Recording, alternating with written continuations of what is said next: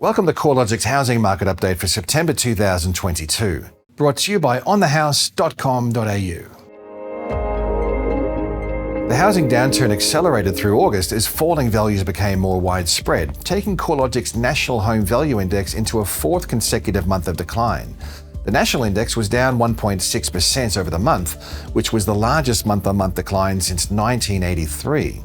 Every capital city, apart from Darwin, is now in a housing downturn, with a similar scenario playing out across the rest of state regions, where only regional South Australia recorded an increase in housing values for the month. Sydney continued to lead the downswing, with values falling by 2.3% over the month. However, weaker conditions in Brisbane accelerated sharply through August, with values falling by 1.8%. After recording significantly stronger appreciation through the upswing, the fall in regional dwelling values is catching up with the capital cities. Regional home values were down 1.5% in August, compared with a 1.6% fall in values across the combined capitals. Between March 2020 and January 2022, regional dwelling values surged by more than 40%, compared with a 25.5% rise for the combined capitals. The largest falls in regional home values are emanating from the commutable lifestyle hubs, where housing values had surged prior to the recent rate hikes. Over the past 3 months, values are down by 8% across the Richmond Tweed, 4.8% lower across the Southern Highlands and Shoalhaven market, and down 4.5% across Queensland's Sunshine Coast, as a few examples. Despite the recent weakness, housing values across most regions remain well above pre-COVID levels. Home values in all capital cities and rest of state regions, bar Melbourne, remained 15% or above the levels recorded back in March of 2020, implying most homeowners have a significant equity buffer before their home is likely to be worth less than what they paid. Rents are bucking the downwards trend, with our national rental index increasing a further 0.8% in August. The monthly rise has eased a little since peaking in May, when rents rose by 1%, but the current rate of rental appreciation remains well above average. Annual rental growth reached double digits at 10% over the 12 months to August for the first time since at least 2006, when CoreLogic rental statistics commenced. With rents consistently rising while housing values are broadly trending lower, gross rental yields are firmly in recovery mode. After capital city gross dwelling yields bottomed out at the record low of 2.96% in February this year, yields have consistently risen to reach 3.29% in August. While capital city yields are still well below their pre-COVID decade average of 4%, considering the outlook for lower housing values and higher rents, we could see rental yields returning to around average levels over the next year. Now let's take a look around the grounds. Sydney continued to lead the housing downturn, with home values falling by 2.3% in August. This was the seventh consecutive month of falls, taking the cumulative decline in Sydney home values to 7.4%, or roughly $85,000 in dollar terms. The drop comes after a 27.7% rise in housing values, which added approximately $250,000 to the median dwelling value. With weaker market conditions, the volume of home sales across Sydney is now tracking about 23% below the previous 5-year average.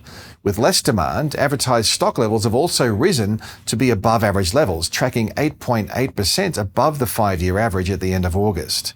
With higher stock levels and less demand, buyers are well and truly back in the driver's seat. Melbourne housing values moved into a sixth month of decline through August, although the month-on-month fall at 1.2% decelerated from July's reading, where values were down by 1.5%. It might be too early to suggest that Melbourne has moved through the peak rate of decline, but this will be a trend to watch. Home sales were estimated to be 8.7% below the previous 5-year average over the 3 months to August, while the flow of new listings coming into the market was 21.8% above the 5-year average for this time of the year. With lower demand and higher than normal levels of new supply being added to the market, total inventory levels started the spring season about 17% higher than average, providing more choice for prospective buyers. Brisbane's housing market took a sharp negative turn through August, recording the second largest month-on-month fall in housing values across the capitals, down 1.8%. The sudden transition into downturn comes after Brisbane housing values surged 42.7% higher through the upswing, adding roughly $234,000 to the median value. The decline was most evident across the detached housing sector, where values are down 3.2% since peaking in May, while the unit sector has been more resilient, posting a smaller 0.2% decline since its July peak. Home sales are trending lower but remained about 20% above the 5-year average over the 3 months ending August. Adelaide housing has been more resilient to falls than most regions, but values are now succumbing to the downwards pressure of higher interest rates, slipping 0.1% lower in August. Although the monthly reading was relatively flat, the trend is suggesting a further reduction in Adelaide home values is likely to be in store. Despite the flattening out in housing values, sales activity has been less affected. Over the 3 months ending August, CoreLogic's estimate of home sales was tracking 21% above levels a year ago and 45% above the 5-year average, demonstrating ongoing demand for Adelaide's relatively affordable housing stock. Perth dwelling values nudged 0.2% lower in August, the first month-on-month decline since a brief fall in October last year. The August decline was confined to the upper quartile for houses, where values were down by 0.5% in August, and the broad middle of the market for houses, where values were down by 0.1%. Unit values in the lower quartile of the detached housing sector continue to record a rise in values. Although values have nudged lower across some sectors of the market, demand for housing has remained strong across Perth, with CoreLogic's estimate of settled sales tracking 3.6% higher than a year ago and 42% above the 5-year average for this time of the year.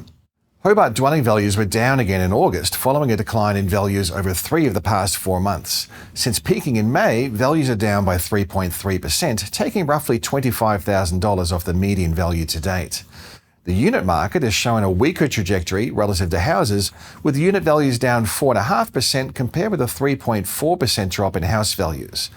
The weaker conditions across the unit market follow a larger upswing, with unit values rising by 40% through the upswing compared with a 37.8% rise for houses.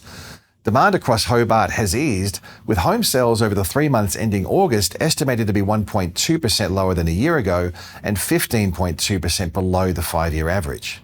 Darwin was the only capital city to avoid a fall in housing values through August, with house values gaining 1.1% over the month, while unit values were up by 0.6%.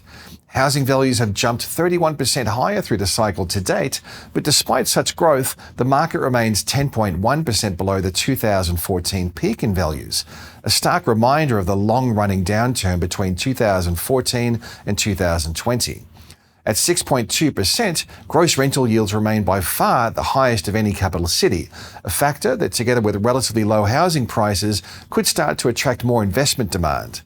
Demand for housing is looking resilient as well, with home sales over the past 3 months estimated to be 5.2% higher than a year ago and well above the 5-year average. Canberra housing values have fallen in 3 of the past 4 months, taking the market 2.9% below its peak. The recent drop in values comes after a 38.3% surge, which added approximately $259,000 to the median value.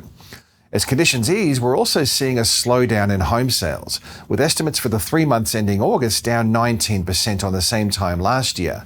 Lower demand has also led to an accumulation of advertised stock, which was roughly in line with the 5-year average at the end of August, but more than 40% higher relative to levels at the same time last year. The outlook for the housing market remains intertwined with the trajectory of interest rates. Forecasts for the terminal cash rate generally range from the mid-2% to the mid-3% range, although financial markets are pricing in a peak rate around 4% by August of next year. The range of forecasts for the cash rate highlights the sheer uncertainty associated with inflation, wages growth, and monetary policy. As borrowing power is eroded by higher interest rates and rising household expenses due to inflation, it's reasonable to expect a further decline in consumer confidence and lower housing demand. The silver lining to lower housing prices is an improvement in some measures of housing affordability.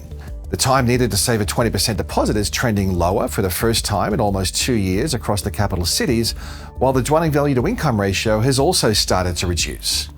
As housing values trend lower and incomes rise, we expect to see a further reduction in these barriers to entering the housing market. However, on the downside for prospective home buyers, mortgage costs and rents are rising, and household budgets are stretched.